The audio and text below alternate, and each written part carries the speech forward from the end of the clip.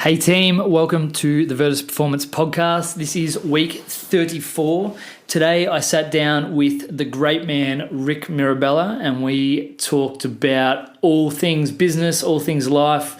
We talked about creating a culture and creating an environment where you want to be every day and allowing yourself to attract the sort of people that make us smile and that help us, I guess, chase our passion every day. So Rick runs Runnez, which is a running studio of sorts, but it's the first of its kind, having the group training setting with 30 treadmills in front of him and a bunch of really, really cool people, as well as strength and conditioning and all those kind of things. So this was thoroughly enjoyable. It was a great chat. He's a great, great man. I really hope you enjoy it.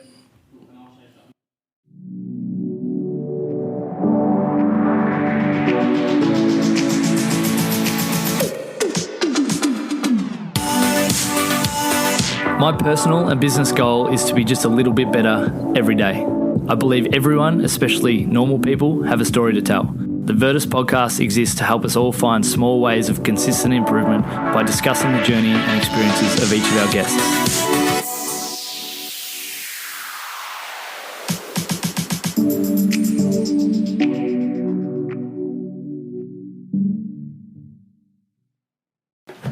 Rick Mirabella, welcome to the podcast. G'day, Lockie. Thanks for having me, mate, and g'day to all the Virtus listeners out there. It's fantastic to be here. And hopefully a few of the Runners listeners. Oh, definitely. After today. We'll be plugging this one, don't know about that. Good. First question for you. What gets you out of bed in the morning? Gets me out of bed at 4:15 every morning. Jeez, that's good from you. Wouldn't be the same as you, mate, I would imagine. No, I'm a little later. No, just definitely, I love what I do, and I've loved what I've done for 11 years and a bit over, mate. Just every single day. The ability to work with people, which is one of my main passions, and awesome. And to, I guess, running physiology and just like impart a little bit of my knowledge, but also I feed off those 30 people waiting for me at 5 a.m. So it's an addictive thing, big fella. Bloody earth it is. Bloody earth it is. What is it? Just the group time that gets you out of bed at 4:15, or because that's a fair thing to do every day, get up at that time? I certainly don't do it easily, as my fiancée Cheryl would attest to. It's a lot of snooze buttons. Been there. Yes, daily. Mate. It's hard. Mate, to be honest, 5 till 7 is just cranking with us, and it always has. So that's awesome. I've had it. It's a no-brainer for me to be there, and I genuinely love being there at that time of day. As hard as it is for the first few minutes. Yeah, well, that's the thing I've kind of identified. I never get to 7 a.m. and I'm shitty, because I start at 6, so I'm up at 5. But once I get to 6:10, I'm all good. And you see all the smiling faces, or half smiling, half asleep. Yeah. And they give you the energy to get up. It definitely makes our job a lot easier, and I don't think any of us, if we weren't that way inclined, would do it for as long as any of us Definitely have done it for. So. Look, I love every single person I work with, as do you. So we're pretty lucky. Like, I don't think many people go into work and genuinely love everyone. So because it's I guess it's our environment. We create the environment. Exactly. So we can, without knowing it, I guess we've manipulated who we work with, because they come to us, don't they? We don't go looking. So we're very lucky, and I certainly wouldn't change it for the world. Yeah, by 7 a.m. I'm really up and about and ready to launch. What does a normal day look like for you? You're obviously not straight through till 9 p.m. No, certainly not, mate. Since we've moved into HQ, the newest building, the big building, we at 7 I usually get half an hour of, if I'm not, obviously a little bit of talking, a little bit of resetting. So I've already knocked out 2 Runnez sessions by then. Awesome. And then or S&C sessions, depends on the day. And then 7 or 7:30 I'll do a little bit of planning, bookwork, whatever I need to do, programming. A lot of remote programming, so that's only half an hour. Then I'll roll into a couple of PTs, and then there's usually the mid-morning stuff, and then by midday I'm pretty much done for coaching. Awesome. Monday, Tuesday, Wednesday I'll go back and do it all again for a couple of hours at night, and roll through on a Wednesday and Thursday some footy clubs as well. So that's my average day. Like, I don't do as many hours as some of my tradie mates, and My fiance works heavily in the headquarters as well. She probably does more hours than me. There's nothing sure about that, mate. She's the brains behind it all. I'm just at the front of it. So yeah, I definitely am lucky enough to have a nap and try to get a session done and just get the planning done. I think people like me and you, if we get the planning done when we can, I think everything else is so much it makes 5 a.m. You can be yourself. You can roll in it and be yourself and show the personality that, to be honest, 90% of them are probably there for. Obviously, the physiology and the structures are so important, but if it wasn't enjoyable, people wouldn't keep coming. No, we have to plan that so everyone keeps progressing. If we keep planning, then we can be ourselves and we can relax and we can be a little bit politically incorrect and the rest and just have fun with it because we know that everything's taking care of itself. Exactly. So, yeah. I love that. Talk to me about Runnez and the idea behind it. How to get started, because it's a little different it's probably one in its own. Yeah, well, definitely one in its own when it first started.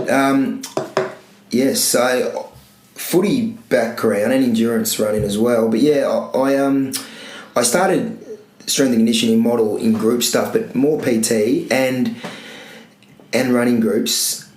And then at the start of 2007, I was thinking this is just too hard because I loved, as everyone does, you love working with all kinds of athletes. Yeah. I love the general population runners that wanted to do things that they never possibly thought possible. And on a track, it was just too hard.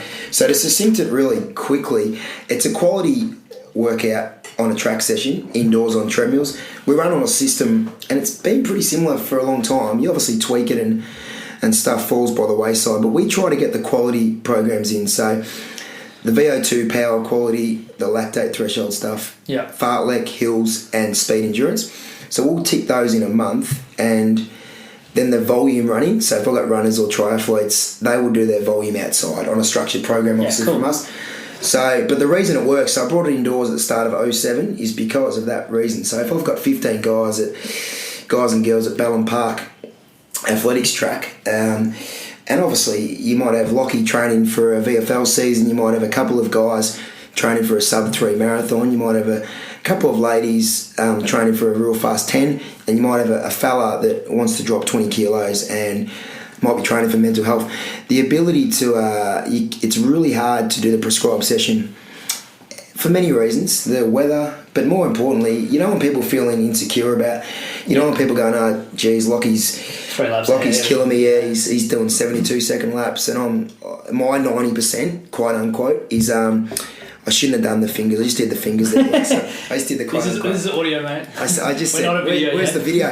No. And my 90%, quote unquote, is going around in 2-minute laps. I just hated that, and I didn't want that. More to the point, as we all know. That. Yeah, number one rule in performance is continuity, and I feel like outdoors with what we needed, the continuity just wasn't there.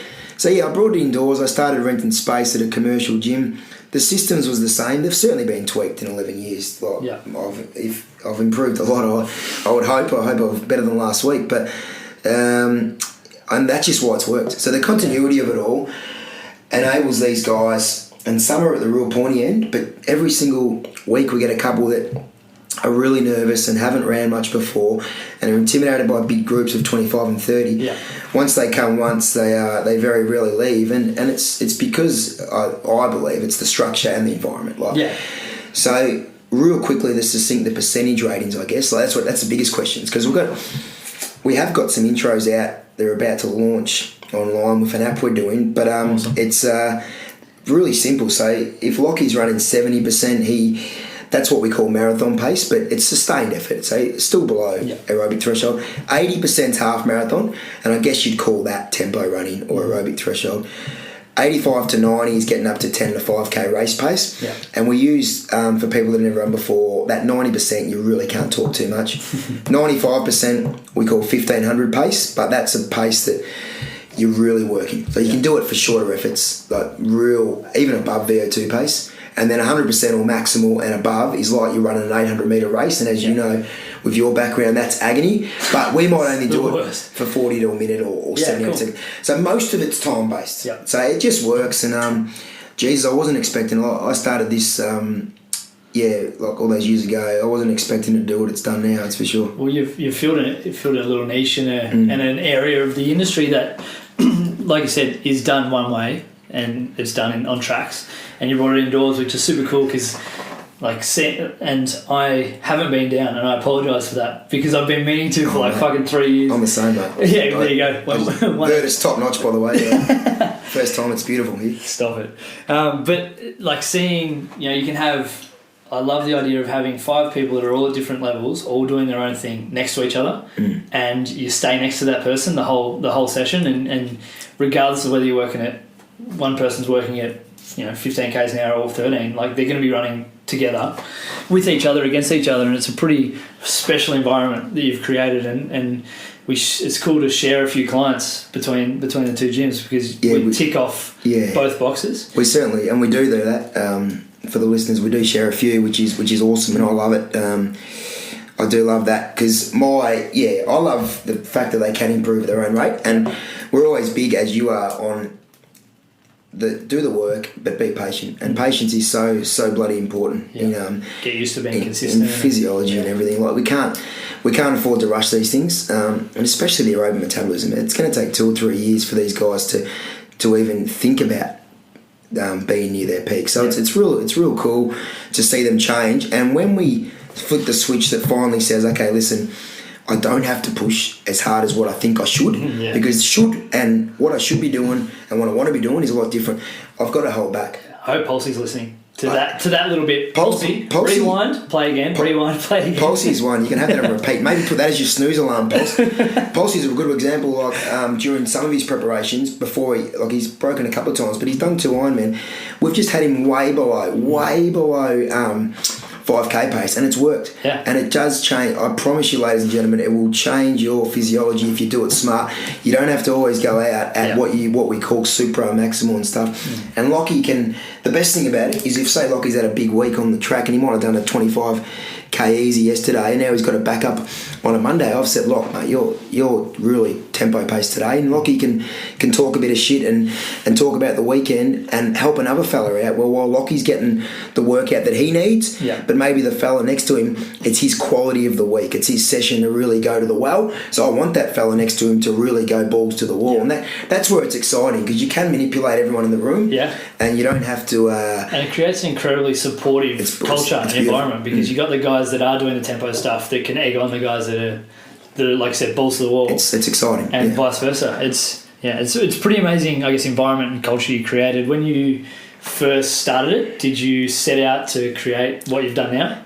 Not on purpose. I my 2 passions certainly endurance running and Aussie rules footy, and I've always been in both of those environments. So I guess I tried to look with running and some of my absolute idols in the coaching world. We can get to that later, but some of them are really good. Some of them probably aren't as good as articulating, and that footy, I believe if it's a footy, I was a battler, but the football has probably made me the coach I am, to be honest. The running physiology is what I'm probably passionate about, but the footy culture is just the greatest thing on earth. That ability to get all those people around. I think you know that more than anyone. So that probably married in, 7 or 8, and then Shell was a founding member at the start of 07, and awesome. So Shell's my fiance, and she, before even we got together, she certainly was involved in a couple of big companies and probably saw the potential of it way before me. I'm certainly not creative and I'm really struggle. You say you're not creative, but you've created this. Yeah, but this is different. This is one of my many. I'm one of my very few talents. I stick to what I'm good at. I certainly do. I'm good at that. I know what I'm not good at either. So Shell's done a lot of that, the building, because we've, as you would know, mate, you go through a lot of ways trying to branch. We knew we had something special. We knew we had the first in the world. New York did one similar in 2014, and then Boston followed, and a couple others followed. So, but to branch it out was tough. Initially we thought we wanted to franchise it, but we spent 3 years on a. Now I knew the industry wasn't great, but those 3 years just reminded how not great it was. And that's why we did a runner's course that was accredited by Fitness Australia, and I look that course was a lot of labour and money for us, but that was okay. But we trained 25 guys, and it just wasn't. We've got a couple still going well, and they're great people. But the other 23, just remind you about the industry. But I don't think we're here to talk negatives. But that's part of the journey. But and it's understanding that that part of the industry is not the whole industry, because there's a lot of positives in what we do, but that part of the industry where it's really low level entry and people just do it because that's something to do, or that sounds cool, or mum thinks I should do it, or whatever. But the people that are in the industry, 3, 4, 5+ years are the ones that actually live and breathe it and love it, and they're there for the right reasons. And that's exactly right, and that's what we like places I think like ours and yours, and there's a few other really good joints around. I think it's getting better. I think it's almost done all that stuff was 2013, 14. I honestly think it's getting a lot better since then, and that's why the more that I think people are smart too in 2017. They look for coaches. They're getting there. And they're able to find coaches that actually understand them or want to understand and know them as a person rather than a number. Which is certainly not a number, and certainly not which you see a lot of these guys trying to make a quick buck and that kind of stuff, which I think people see right through that as a rule these days. And if they don't at the start, they do pretty quickly once they get started. I can't see it lasting more than 6 months. But so that course was our first spawner call, which took 3 years. We did Mirabella Mountain, which was a fun run at Mount Buller, which was another 3 years, which was a lot of logistical work, but that was great fun as well. And then we needed to branch out. We started developing this app, which is any week now. Going to be in your iTunes store, and then which is a bit more authentic. So it's me on video with a few runners behind us and take you through again the 4 systems: fartlek, aerobic power, that's cool, hills, and speed endurance. So you can do it any treadmill, any track, any trail in the world. And then we eventually we had to open up the big headquarters, but we needed the treadmills. You can't lease them; you got to buy them. So it was a process. It was as you would know, it was a fair old process. And we needed space. We needed a massive creation. We needed the strength and conditioning set up. So we had to find the right tick all the boxes. Yeah, but look, we've been very blessed. We've got a beautiful building, and we found where we needed, and the creche room and everything. So it's worked out perfect. Awesome.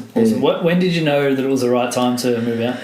It was probably the right time from a business sense 3 years or 4 years ago. We only been in this building for a year and a half, guys, but it was purely the capital with us because, like most people in business, purely because of all those treadmills. And look, it's not easy. So we had to really do a lot of work. Plus, we'd spent shitloads of money on the app and the course and everything. So the app, at least the app's got a light at the end of the tunnel, whereas some of the app. So you spend a lot of money in business and you make sure, you hope that it all works out. And in this business, I knew that we'd have. But then you got to make sure everything's right. Make sure it's actually what you want it to be. So probably 3 years ago, but we opened up a year and a half. So it was probably 12 to 18 months of, and again, like I was always a bit hesitant, going, we've got to get all that to get those treadmills. But then Shell was like, no, we'll be right, we'll get it, and we're confident that once you open the doors, it was going to be mayhem, just because you had because we're in the area, like the same area. We weren't moving 30k away. And I was confident that would be okay. And you've got a service, and you're a big part of this. That people are willing to travel. Like you've got people going from all over the shop, right? Yeah, we have. It's awesome. Yeah, and these guys travel a long way. Like I don't know if I'd travel as far as to see my ugly head at 5 a.m. But yeah, a lot of them do travel, which is beautiful. There's a few. We've got a couple of mutuals that travel, and it's really cool. So awesome. Really motivated people. To get up that early and drive 30, 40 minutes to get to us. But what have you learnt running your own shop as well as business in the last 18 months? Like what have been the main takeaways? So much, I reckon. The last year and a half's definitely been the best year, but it's certainly been, you learn every day. Number one, I guess, is just to be prepared and not to overreact and to anything, because stuff's going to happen when you're dealing with 250 people a week, and those people aren't the issue, but little things will always go wrong. Not overreact. Everything that happens in a business is that goes wrong. Thanks, mate. Is out of your control to some extent. Yeah. Like we try to control the controllables as you would, but things pop up that you don't expect. So just probably don't overreact. Like anything. Well, that's exactly it. You can control what you can control how you react to a situation, but you can't control that situation happening. Totally, you can. That's awesome, and that's been a big. It's the same as anything. Same as sport. Never be too high. Never be too low. Yeah. And just try to take it in your stride. And I guess every time you're having a bad day or a bad week. And when I say that, it might be just little things like a couple of car parking issues or little, like we've all got them, we've all had them. Different things, the bills pile up, whatever it might be. You just got to learn to just sit back, take a breath, and really be grateful for this experience. Like there's so many people that won't ever do what we're doing, and that's fine as well. But we put ourselves in this situation. So we can't afford we can't afford to be too high or too low. Yeah. And I tell you what, if you're having a bad week, I tell you who doesn't want to hear about it, your athletes. They don't want to hear about it. So you've just got to, and that's actually a good thing. Yeah. The fact that I can rock in at 5 a.m. and be happy because I've got 30 people that need me to be is actually good for me. 100%. And you, obviously. Yeah, well, that's it. It's when people come to us and to you guys to kind of escape all the shit that's going on in their lives. They don't want to hear about your shit. And a lot of them, I'm sure you can say the same, have become really close friends now, and then you can confide in them when you have a bit of time just with them. Definitely it's one of those over a coffee or something. Yeah, exactly. But it's one of those things that if you come in and feed off the energy of all of your clients, then you're probably gonna have a good day. And that's the way I look at it. So true, mate. And we're very lucky in that facet as well, because imagine we'll run this is why we're in the best game in the world as well, because imagine we're in these companies that are stressful, yes, but you're in an industry you don't really like, or you're working with. So I love my staff, as you do. Love all the people I get to coach every day. So it's super. But yeah, that's probably the big one. Don't overreacting, because it only makes it worse, and things are gonna go wrong. Yeah. And there's a million things. You got a million balls up in the air, and you got to just try to breathe and juggle them, I guess, is the biggest thing. Definitely. Yeah. What's obviously the app's on its way and very, very close. Yeah. What's next for Runnez? What's the next 2, 3, 5 years look like? Yeah, that's a really good question, mate. The headquarters at the moment is obviously it's definitely where we want it to be, and we've got a couple of strength coaches coming on just to help me a bit next year.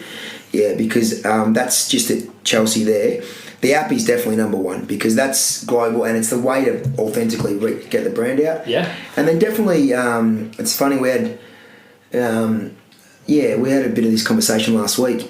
Definitely in the CBD would be, but definitely not the size that we've got. Yeah. And we'll definitely structure it a little bit differently, where I don't have to be there as much. And I'd love to get our product in Melbourne CBD. We had a fella come down from Sydney last week, and he goes, he's an Italian fella, and just looking at our setup, and he goes, "Well, I can't do his accent, even though my surname is Mirabella. I'm no good, am I, mate?" He goes, "Well, my ask, Rick, why here?" And he looks around Chelsea, and he goes, "Why here? Why not in CBD Melbourne?" I say, "Mate, I started when I was bloody 20, 23, 24. I just wanted to be close to home at the time, and then and we couldn't afford to set up without the cash flow in Melbourne. So all those things, but yeah, definitely let enough branch out. But I don't want to do it slow. Yeah, I don't want to do it too fast. It's a hard one, because you want to keep moving forward and keep progressing, but at the same time, if you go too fast, you could fuck the whole lot. Quality control is massive. That's one of the struggles I'm kind of going with at the moment. It's just some days we're at capacity and we're bursting at the seams, and it's just like, well, shit, where do we go from here? And it's a tough decision and tough. It's hard. You want to grow, but you want to make sure you don't ever sell out either. So it's a really hard one. So I just think as long as the quality remains high, and you can train your coaches, you got lots of good ones as well. Mate, there's a possibility. That's why I'm getting a couple of S&C guys in. The runners, we're working on a couple of things that we can work. So the virtual and that kind of stuff, which means they can follow the treadmills or the screens. But the coaching, the S&C side of it, definitely need a few fellas in. So you've done that really well. You've got a lot of Yeah, I just tried to get people in to do the things that I was shit at, which was which we're getting there. And I'm sure you're probably similar. I hate delegating. I like doing everything myself and getting it done my way. But when you can allow yourself to uncheck the ego for a second, that's when you grow. Yeah. And I've had a few really good coaches over the years, and you do have to leave your ego at the door, but that's the same as any industry. But definitely with coaching, I think it's really important that they know your system, but because they're under your brand, but you've got to let them do what 100%. They do, and that's not easy for some of us, and it's certainly got a little bit easier for me, but you have the right people. There's a time when I couldn't do it at all. So because you're so passionate and proud about what you have 100% produced, and you want to make sure that not one day goes by where someone has a bad experience. So you need everyone to have the best experience every single time, and also be ticking the boxes to be moving forward. As linear as it can be in a sports science world, but and you want to make sure everyone's got the same passion as you as far as coaching was, and some of them. A lot of them do, but it's hard. It's bloody hard. Definitely. Who have been the big mentors and people that you've looked up to that have allowed you to get to this point? Well, definitely, obviously mum, dad and Chell. Definitely mentors and just massive support. So those three, definitely. And then early days, I guess there's a couple of people my age as a young runner myself, Tim Wallace and Chris McCarthy, so two super runners themselves. Chris was an Olympian, bronze medalist Com Games. Tim was a gun, ran in America. So those guys I learned a lot from. And then now it's more, as you might be now, it's more the best coaches and the best physiologists, possibly not even alive at the moment. But people like Arthur Lydiard, Jack Daniels, Renato Canova I'm big on, an Italian coach who's...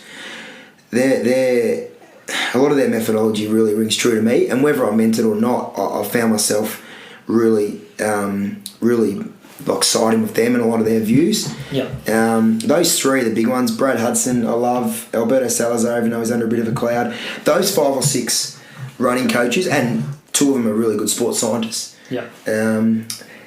As far as the main 2 when I was running, and I had a few really good footy coaches, like Paddy Swain was a big influence on me as well. So, but that's pretty much it, brother. That's cool. Yeah. It's a lot of incredible people. It's cool. You keep it you're awesome. I've listened to yours, a few of these now. When I knew I was going to be on, and you got a really wide range of guys. And even looking up on your bookshelf now, there's so many different. And I'm probably not as wide as that, like Richard Branson, obviously Tim Ferriss. I'm probably not as wide as that. I'm probably more, I'm not sure if this is just my personality, but I'm obsessed about these 2 or 3 things, and I really want to read and learn every day about what I'm really good at, and then probably 10% of the week work on my weaknesses.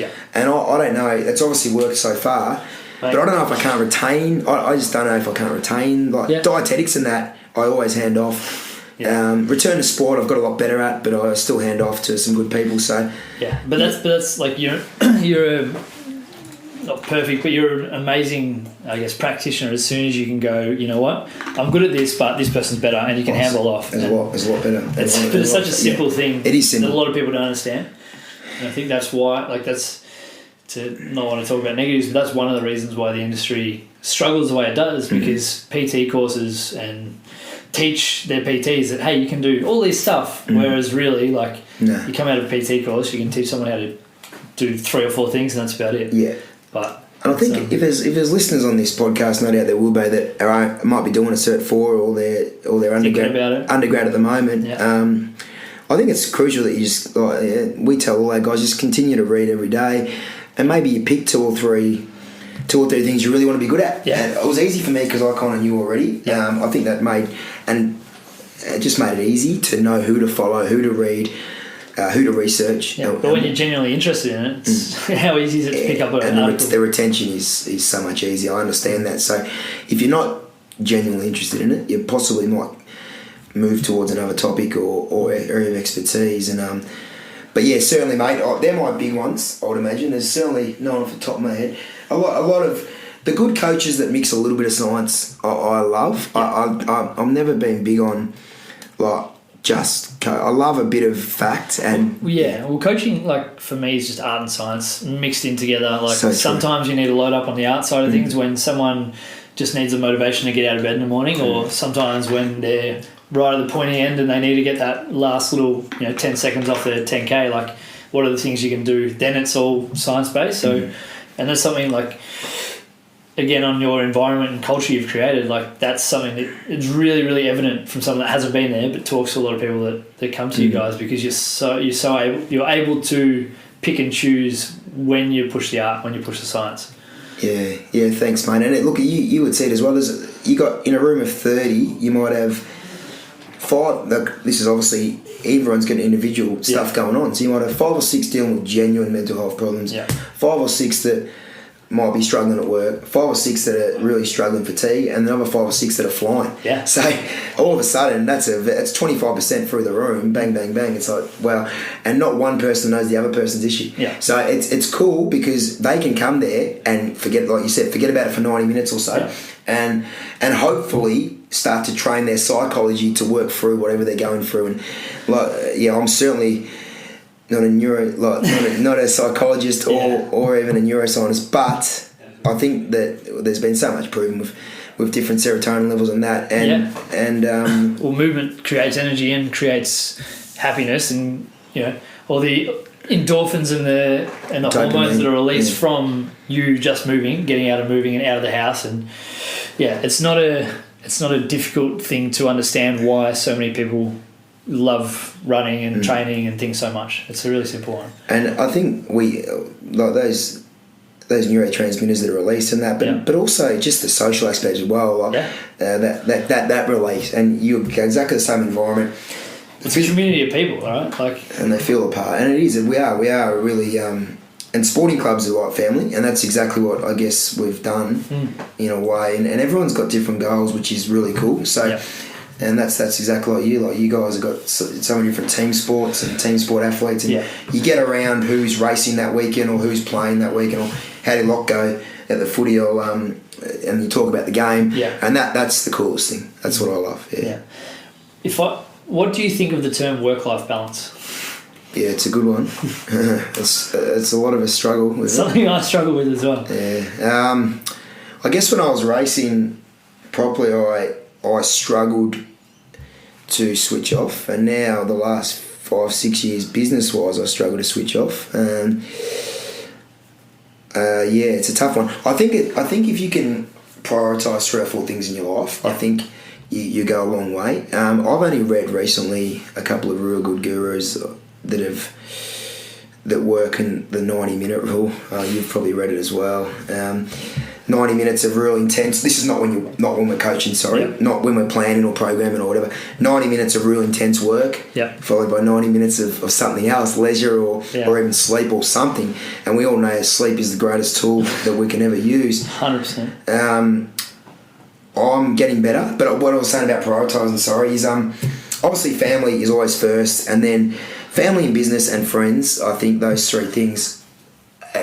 Not necessarily in that order: family, friends, business, and then your own training has to come in there somewhere, because you can't possibly coach in our game if you're not at least fit. And I sit here not very fit, but at least I can still do what I'm preaching. But I'm certainly not anywhere near the level. But you've lived all that. Yeah, I know. You have lived. And we've all got. I'm 10 years older than you, mate, but we do definitely want to keep getting better, don't we? I've got in the back of my head still things I really want to do on an individual basis. But I don't articulate that often. I just want it to. I know that it's there, and one day I'll have that balance to be able to go work, train, plan, family, and friends. But it's a never-ending battle to find that balance. Don't get me wrong. I've got a lot better, and I think the headquarters, because we're such a session based as you are, I don't have to be there all the time, because if there's no sessions, the gym might be open, I've got a staff on, I can get out and I can see all the kids' sport. We've got 3 kids, so I can get to most of their sports, and that's the most important stuff for me. Not missing that. Certainly don't get out on the town like I would have used to, but we still socialise, and still, because in our game, we're done Saturday mornings, we don't work Sunday, so we can still get out and have fun. But I think the training as a coach takes a massive hit, and I think it's definitely number one. The number one thing it's the first thing to go. Definitely. And I've found obviously, you've listened to my podcast, but the one that Pulsey interviewed me, but I was just all footy for so many years, and then as business started edging footy out a little bit by little bit each year, my training is like you said, the first thing to go, and it's going, well, shit, what's a priority now, and for me, if I've got an hour free, I'll come down to the office and do some work, which is, if you told me that 5 years ago when I used to love training, I would have been like, nah. But it's finding and making myself, kind of like we talk to our clients about, it's making myself actually do the training, because that's going to make everything else better. It does, but because you're such a high achiever, and before we went on air, I was, not to pump his tyres up, but I was saying what a great job. I've watched Lockie from afar for a few years, and to play VFL senior football at such a strong club as well and run the business is ridiculous. Like I didn't know how he was doing it, because I knew how much my performance had dropped off in all assets of sport. So to be able to make, good on you to be able to play that level of footy for so long, because most of those guys, as good blokes as they are, haven't got the business stress that you would have had, and I'm sure a couple have, but not many. Not at VFL level. It's just too hard. Yeah, exactly. It's just way too hard. We had a pretty cool group at Pies with a lot of the guys that, they'd be working 14, 15-hour days trying to fit in footy around it. But that's why VFL, I guess, lifespans are so short. So short, mate. Because most guys are in there for a year or two and they go, holy shit, this is tough, and go back to local. And it's so I really love the VFL boys, and worked with many of them, and the way they did it after being on the tools for 10, 12 hours, and and they're the load they had to do, especially in the summer, but even in season on Wednesday nights, the load you've got to take on the body. And then the AFL boys, obviously, we both work with many, that they can go home and sleep, or they go in the chill out zone and play Xbox, and they're the first to admit that. And that they're all great blokes, but they know they've got it good. They definitely do have it good. And yes, they do all the extra stuff, but that's not the same as working 40, 50-hour weeks. So I guess back on that, like with the work life, someone like yourself, I hope to still be seen play footy for the next 10 years. You'll end up playing 200 more MPNFL games. So that then, how are you going to manage that? And that hopefully that then, have you got something in the back of your head that you want to, at the moment it's hard, but you can still get the best out of yourself. Yeah, I'm just balls deep in work at the moment, and I'm okay with that. And what I've done, because it's my first year out of VFL next year, I booked a holiday for I'll miss the first couple of games. I'll be in South America, because I was just like, if I don't give myself a break now, I'll probably never have one. So next year is going to be a little bit of a, I'll still be training, I'll still be going to footy and loving footy, but I'm just going to try and enjoy it. Just purely do it for enjoyment next year, which I see a lot of my athletes and clients, and whether it be work or sport or whatever, I see them get burnt out because they don't allow themselves time to rest. And I figured I've had years there was maybe 1 year in the middle of VFL there where I just didn't want to play footy. I just didn't enjoy it, and at the end of that year I went away for a month, came back, couldn't be more excited to play footy. So that's gross. It doesn't take much for you to kind of rejig that enthusiasm. You've just got to allow yourself time away from it, especially when you have been at the pointy end for so long, and it was nearly a job. You were that close to, it was 7 years at the elite level, so it's a job. It's a job, mate. You add up the hours a week, it's definitely a solid part-time so job. You need that break. It's funny you say overseas, this is one thing, the work-life balance, that Shell definitely would probably be listening to this going, well, what about the holidays? We haven't had an overseas trip since 2012, and that stuff takes a back end because you're putting so much energy into the business. And don't forget, we're thinking this is the first of its kind. It's that we have to get it right. And you're thinking you pay good lawyers to trademark everything. You cover all your bases, but you make sure, and then so you sacrifice holidays. You sacrifice time away, because so we need to really take the kids on a holiday next year, and we definitely will be doing that. But it's that's the stuff that I've been really shit at. He's actually saying, no, fuck it, I need a week off. But then I'm obsessed with getting better, so it's not a good mix. But I've certainly improved. I've certainly improved. But it's. I think most people would answer the same way. I think most people in business would answer. Yes, pretty much. Everyone kind of. I struggle with that work life, just that mindset of, well, I'm either resting or I'm working. I like to try and mix the both, but I'm not naive enough to think that if I don't give myself some time off, I'm just going to burn myself out.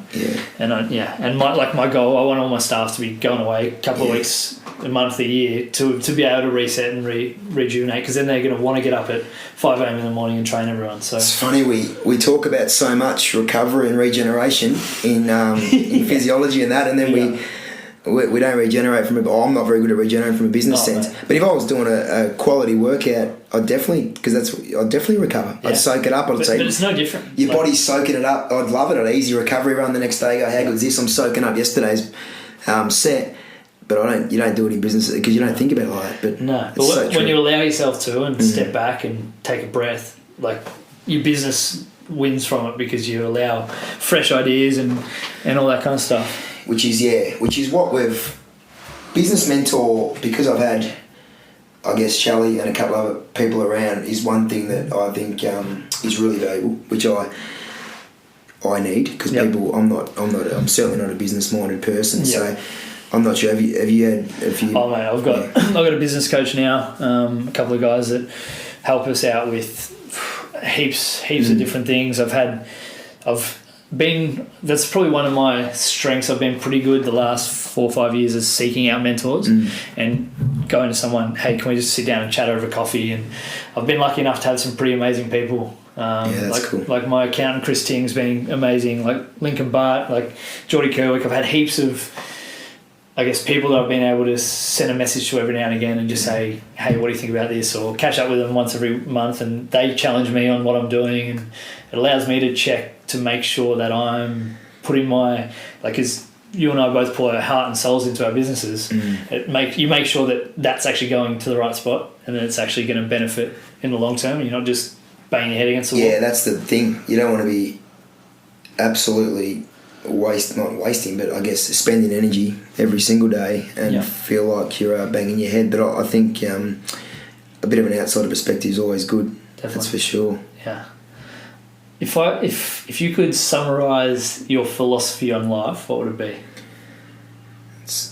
I reckon this would have changed a fair bit over the years.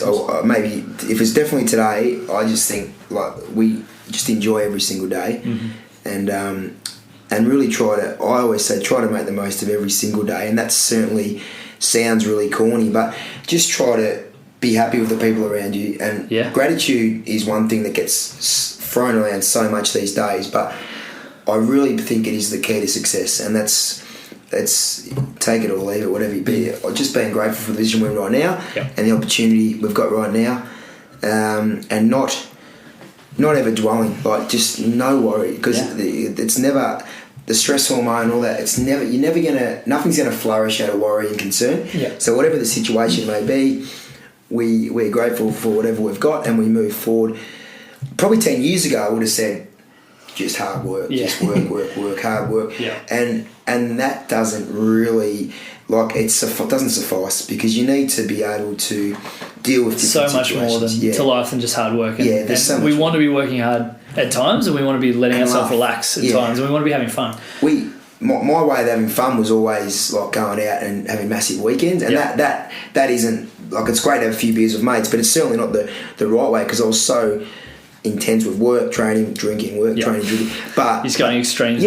But I've got a lot better at, and just being happy in every like, if I just love to smile and laugh, and I think we all do in headquarters, and obviously Virtus as well, and I think there's some science now that says, like, that if you are racing 1500 and you literally just fucking smile and embrace it, like, it's actually got a bit of, I don't think it's 10%, I can't remember the data, like, look at that paper for me. Hopefully it wasn't sample size of 3, it was a bit bigger sample, but and if you don't run as fast, you'll still be happy. You'll be happy. Smiling. While you're throwing up. But it's definitely just to be happy every day, and look, don't waste, like, life's so short, and all these analogies that all of us hear every day, but it is true. Like, let's just, like, you could easily make the worst of a situation. I think if you're feeling like, geez, I'm tired, or Christ, I could do it for break, or Jesus, why didn't such and such do that or this? You just really embrace each day and go, geez, I'm so stoked just to be sitting next to Lockie talking shit for an hour. Like, life's great. Mate, there's worse ways to spend an afternoon. And he's looking good too, ladies and gentlemen. Stop it. His hair's looking so good today. Fuck. I love you. One of the guys, like, probably my favourite person to follow at the moment is Dr. Perry Nicholson. He's a just incredible practitioner. He's Stop Chasing Pain on Instagram if you want to jump on him. He's been throwing fire every day, and I've literally screenshot like every one of his posts for like the last week because he's just been on fire. But one of my favourite things he said is worrying about health will destroy your health. And it's just like, as soon as you start worrying about being stressed, you're probably going to be stressed. Like, as soon as you start worrying about not having the rig you want, or not running the times you want, you're probably not going to get there. Like, if you focus on you move that mindset from what I don't have or what I'm not getting at the moment to, well, here's what I need to do to work on it and what I actually need to do to be positive, you're going to get to where you want to get to. And like for me, I've been probably lucky that I've surrounded myself with positive people that help instill that into me. But it's just that's so true, and that's beautiful, and that stuff is what you need to see. Yeah. But you can't just see it and forget about it. Like you're and act on it. You're someone that sees it and acts on it, and also helps hundreds of others act on it. And I'm definitely the same. But geez, I wasn't very good at it a time ago. And but that's the process is the one thing that I really try to instill, because if you're listening to this podcast and you might be having an average day, you need to know that let's control the controllables and let's help. Process is everything. That motivation can be a real fleeting word. I think we both know that. And I'm not massive on. I know you're not either on motivation or crazy about weight loss and all that crap. Yeah. It's a process-driven thing, and if we take care of the processes for months and months and months and months on end, believe me, physically, mentally, emotionally, you will be where you want to be. Yeah. But it's unless the athlete's buying in. And they do buy in. If they're coming to see me or you, then they're buying in. They're not getting into a 12-week challenge or another fad on Instagram or another bloody franchise. Yeah. They're coming to they've got purpose. And they're gonna from where they are now to where they are in 12 weeks or 24 weeks or 36 weeks, they're gonna be in a better spot. Oh, I say 3 years. Yeah. I say 3 years. Perfect. I say look, you've got to give this 3 years. Yeah. And regardless of if they want to run a marathon for Boston or they want to bloody emotionally feel better. They'll feel better every day. The byproducts are, yes, you'll feel better every single day. Yes, you'll be in a much productive employer or you'll be so much better at work. You'll be so much better mum or dad. The byproducts are all those things. You'll feel better in your jeans. You'll look better. You'll feel great in photos. You won't feel bad about getting in the pool, but the actual main goal, the Group A goal, I did the fingers again. The Group A goal is that marathon in 3 years or 2 years or 18 months. Yeah, definitely. And that's pretty cool. The byproducts are the aesthetics and all the other stuff, the emotional health. But the A goal, which we and they get that sense of achievement when they hit it. Yeah. And like no one would spend 3 years with you or me and go, you know what, I regret the last 3 years because they've actually spent the time and put the effort in to actually achieve what they want to achieve. And the data doesn't lie. The way it's obviously not linear, but the upward trends don't lie. Like it's really, really cool. I think that's what me and you take out of sport and coaching and all the research and just general team and athletic sport that this is where we want to be in September. Like you at the end of September. How am I going to do it in November? This is what I've got to do. You don't just win flags. Here's the process. You don't just drop 10 kilos in 8 weeks to look at your bikini body. It's a process. And a lot of the stuff you might not think is fun, but you can make fun. Yeah, because it's part of the journey. But exactly. You start enjoying the little steps along the way. Like, one of the things that I hate almost more than anything in this industry is like 6, 8, 12-week challenges. So we're gonna kind of throw our take on an 8-week challenge next year. Is this a piss take? I love it. Not so much piss take, but what it is, because we want to piss on everything that is that they stand for with 8, 12-week challenges. You're the bloody king. And we want to teach people. It's going to be we're going to market it like an 8 to 12. I didn't know this, by the way. This wasn't a segue. but yeah, it's so we're planning one for early next year, which will be.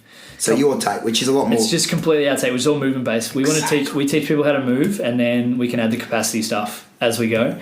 So movement over muscles, ladies and gentlemen. Exactly. This is why this bloke is the king. Vern Gambetta as well is a big. Yeah, I'm really excited to be a little bit abrasive and to kind of throw a little bit of shade at the way the industry's run, because it's like.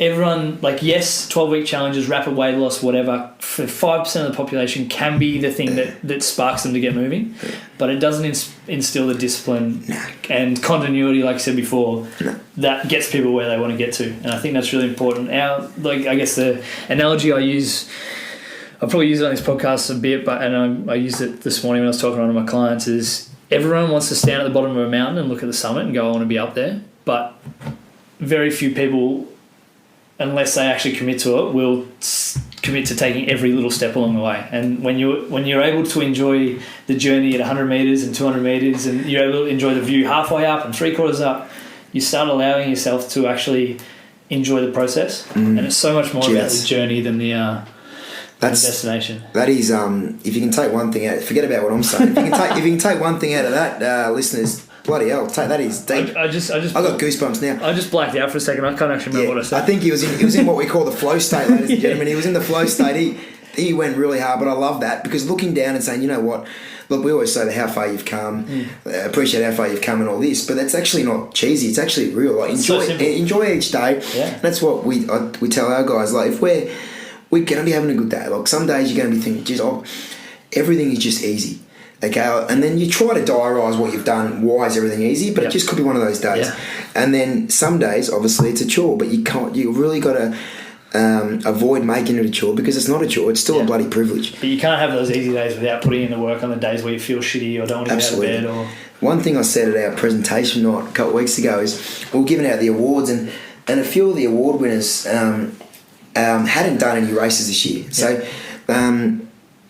No, not one race, but just such good people. And you know what? 52 weeks of the year. So they were there, fronting up. Now, possibly 22 to 25 of those weeks, on average, they probably felt physically like rubbish, whether it's work or whatever. But they're the most important weeks. Those 22 weeks out of the calendar year where you don't feel like doing it is when you really got to do it. Yeah. The 30 weeks that feel great, of course, that's average. That's easy, obviously continuous. But those 30 weeks in a calendar year, and that's just going off someone like me physically, the way I might feel, and a lot of the guys when we get deep into feedback. But yeah, like those 22 weeks, listeners, they're the ones. So that's the money, and that's where when you got a race or a game or a sport, they're the ones you're going to be strutting around because you know you've done the work, and maybe your opponent took a few easy weeks in those 22 weeks, and it's very exciting. To steal one from Schneider's, which he's probably stolen from you, to be honest, money in the bank.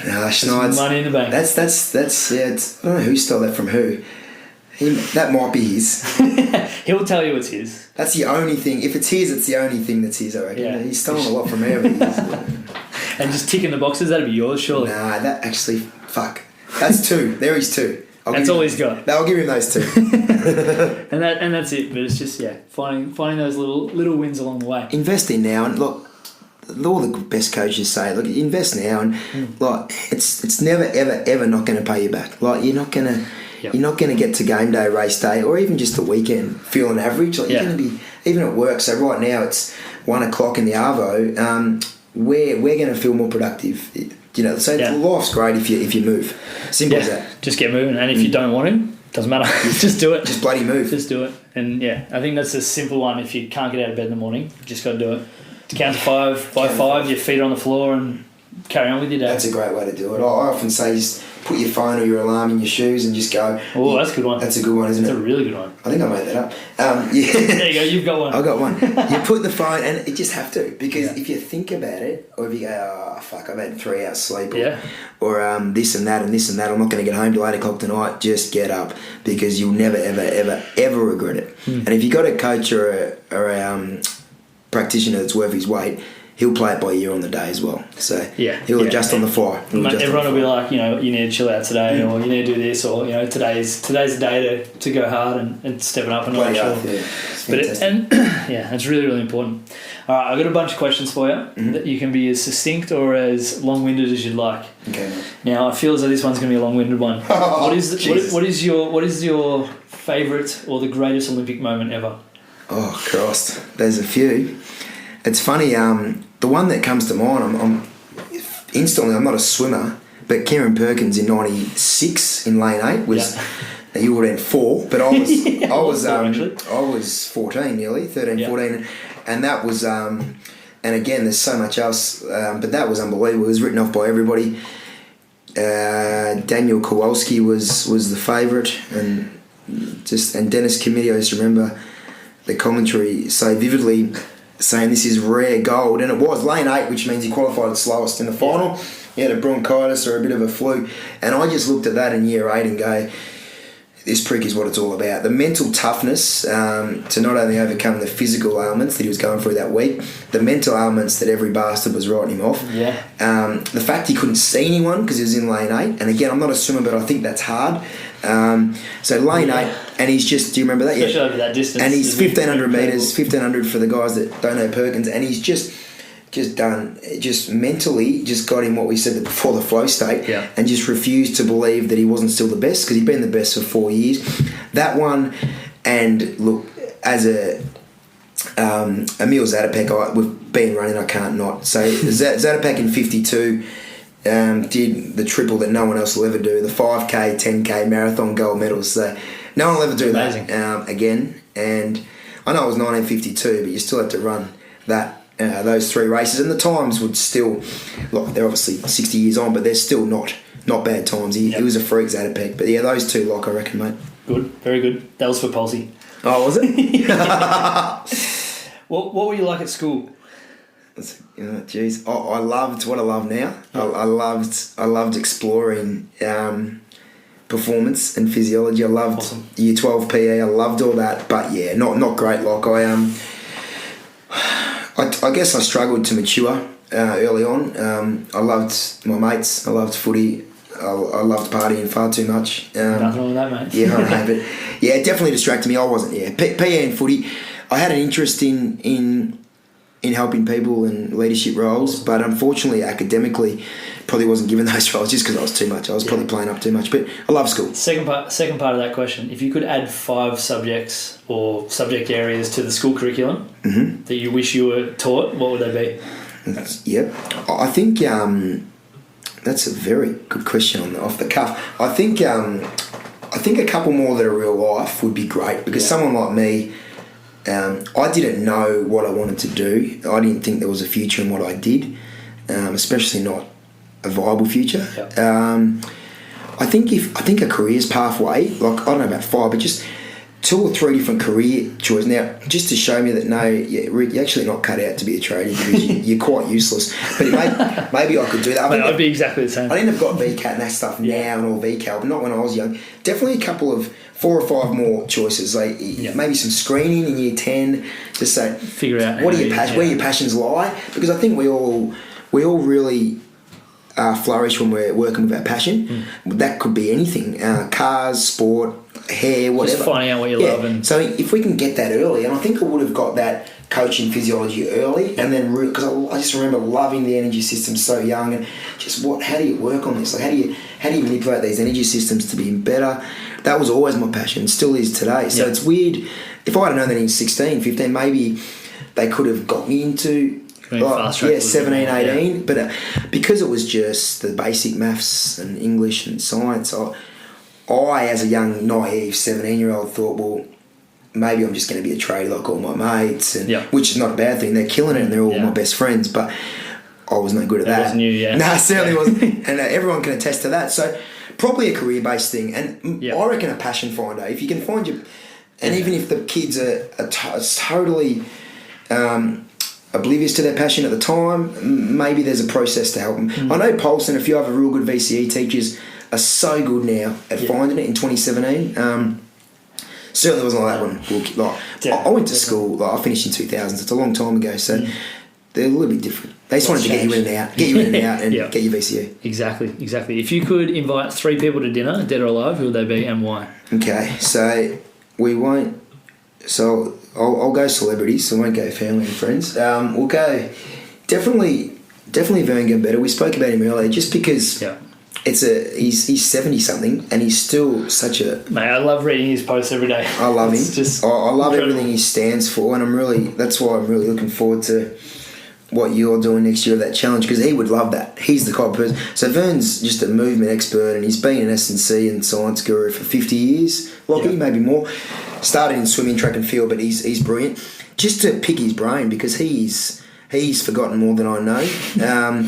Him, both of us. I think Alberto Salazar as a distance running coach for many reasons. I think he's the best coach in the world currently, but he's under a lot of suspicion. So I'd love to ask him what the hell's going on. But I still believe his physiology and that's top notch. Yeah. But he's definitely, hopefully, not doing something dodgy. But everyone seems to think he is. So, and someone for a bit of fun. That's a good question. Someone like David Boone. Just to see if he can replicate the 52 cans he did from Melbourne to London. Yeah, that's pretty elite. And if me and him can go beer for beer and see who dies first, that'd be my 3. I think it'd be you. Yeah, that's a good mix. That's a good mix. Yeah, that's a great mix. What are you most proud of? My family. Awesome. Definitely my family, number 1, and number 2, obviously the community I've created. Awesome. I think they're the only 2. That's huge. If you can, you you don't look back at awards and all that stuff. I think you look back at the people that you've met and the people that are still around. So definitely family and community, friends. Because if you can have a coffee and a beer with some good people and enjoy their company, that's really what you want, isn't it? 100%. Flip side of that question, what are you most ashamed of? That's a good question. There's been many evenings on the piss where I'm probably not proud of myself, but I probably wish I had knuckled down a lot earlier. I know, like I'm 35 and we've built this, but yeah, definitely that, and just footy and other things. I feel like I had unfinished business because I probably wasn't looking after myself in the way I should have, and you can never regret stuff. But yeah, definitely didn't look after myself anywhere near enough. And even when I was a good level of running, I wasn't looking after myself. So I've learned, I've matured a lot since that. Yeah. If money wasn't an issue and you couldn't fail, what would you do with your life? I couldn't fail. Well, I'd definitely still be doing what I'm doing now, but I wouldn't be doing possibly the hours, but I'd definitely be coaching the same group of people. I love what I do. I love them. It's good to be able to give that answer. Yeah, it's pretty cool. And I'm that's with all my hand and my heart. I couldn't be more honest. Definitely coaching. I'd travel a lot more with my family, and I would. I'd love to take a experiment like I'd love to just dabble a little bit because money is an issue. I don't need the money. I believe I still have a little bit to offer in football conditioning. I feel Aussie rules conditioning. Yeah. But that's just an old passion on the side. It's got you wouldn't do it just because it's so hard to make money and all that kind of stuff. Yeah. But I feel like that's still a bit of unfinished business as well. But that's it's certainly just for a bit of fun. Nice. Do you have a mantra? I've got a few mantras people could quote for me. Jesus, how many? There's kick again. There's a just load them up. No, I can't give you got time. I got all my catchphrases. There's too many. I think work hard, recover well would be the generic one because and just enjoy every single day, whether it's hills or whether we're doing mile repeats or whether we're doing a 30k long run or whether I've told you to recover or Lockie's doing off leg stuff in the pool. Just embrace every person that comes into your life because they're all there for a reason. I feel. I love it. What is success to you? Well, I think it's happiness. I think I certainly don't think it's money. I think it's definitely being happy, and everyone's version is different. But stop. Really, if you're listening and you're not happy, you've got a number one rule is to stop comparing yourself to other people, and that if you can not compare yourself to Joe Blow down the street who's putting on Instagram 6 times a day, you'll be fine. Yeah. That is number one. Number two is your life will, if as long as you got that attitude, the rest will come. Like Locke said before, that's what he said about the focus, like the negative focus on I can't wear a bikini. I've got to lose weight now. Yeah. It becomes a self-fulfilling prophecy. So true, and that what he said before. I was nodding again. No cameras in here, which is disappointing. I was nodding my head in total agreement of the great man. But yeah, just to be happy every day. And it sounds so easy for me to say because I just said that I love what I do. But if you're in a job that you don't like, let's work on things to make you happier, and let's work on a process to possibly get you out of that career. Or how can I make this work for me? That's exactly it. Like one of the questions I love to ask is, well, you're not happy. Okay, that's fine. You're aware of it. What needs to happen for you to move into something you love? And then it's just a step-by-step process. So it might take 5 years or 10 years, but you know you're working towards a process, and like exactly what I was going to say, well, it's not going to happen tomorrow, but just the fact that you've got something, and like I know you're really good at this with your conversation you have with your guys, like how can I get you to be happy in your life as well, which I think is fantastic, and we often have the same conversations. Just if you're not happy, if there's something bothering you, you come, let's have a coffee and let's nut it out, and it might take 3 coffees or three different times to try to come up with a resolution to work towards, which is pretty cool. Yeah. Hopefully people walk away a lot more intelligent for the conversation. Just say, you know what, I don't have to live the way I've been living for the last 20 years. And that's a cool thing because we don't have to give the answers. We just ask the questions and everyone figures it out.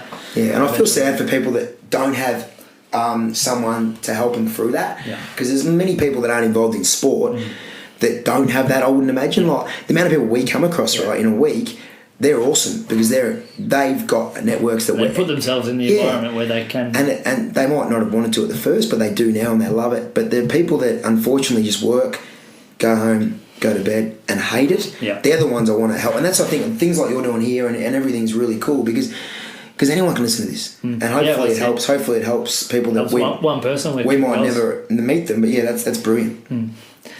All right, last couple. A few favourites for you, or for me. I'm asking you for a favourite. Favourite movie? Favourite movie?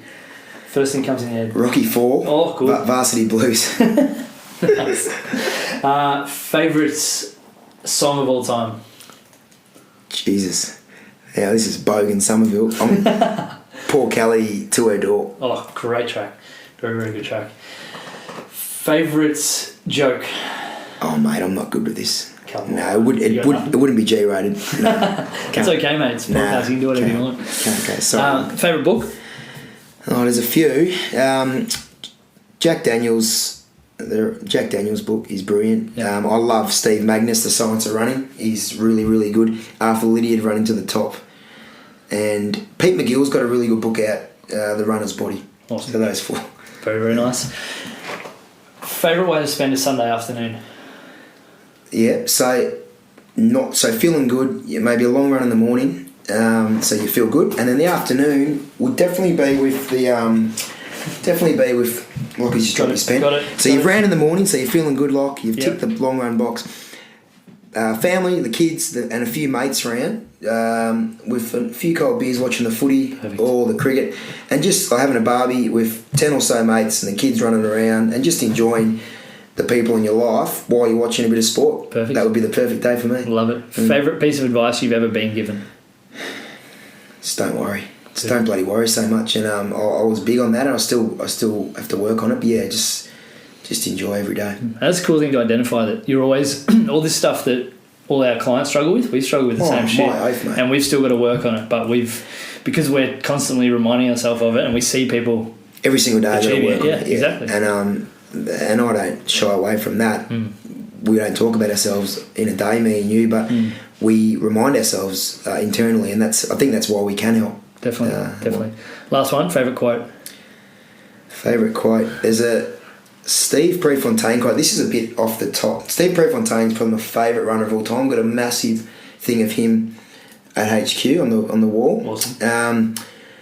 His quote. Now this is probably not really about coaching or anything, but I just stuck with me forever, and it kind of made me feel like when I was racing, I obviously didn't have his ability, but he said, I can tolerate more pain than anyone else on the earth. And I don't know why that's the first thing that comes to my head. Well, there's we've said a million cliches today, but that one there, just the ability to say, listen, like his VO2 max was 82, mine's 60. His running economy was superb, mine's probably not. But at the end of the day, when it comes to tolerating pain, we all can be equal. 100%. Like we all can be equal. So I love that quote. That's cool. Love it. Mate, how can people learn about Runners and find out about Runners, and when's the app out? The app's out Christmas Day, Lockie. Hey. It's been a process. Christmas Day 2017. So when this podcast is released, it'll be out. It'll be out. Fantastic. So download that shit. Yeah, so runnersapp.com. Runnersapp.com is the app, and we're runners.com and all our social networks is Runners. But yeah, mate, it's been a pleasure. One of the great men. Thanks for coming on. No, thanks, bud. Love your work. Love you.